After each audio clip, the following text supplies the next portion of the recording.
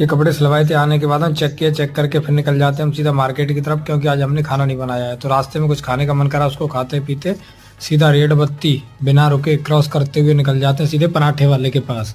यहाँ जाकर के हमने पराठे का ऑर्डर दे दिया, भाई ने हमारा पराठा बना करके तैयार करके दे दिया हमें, एकदम गरम गरम लगा करके बटर दही के साथ में चटनी के साथ में खा करके हम बड़े ही टेस्ट वाले स्वाद के साथ फिर बचा हुआ पराठा जिसके भाग्य का था उसको दे देते हैं, वो भी बेचारा खा लेता है। खाने के बाद फिर सीधा हम निकल जाते हैं आगे की तरफ।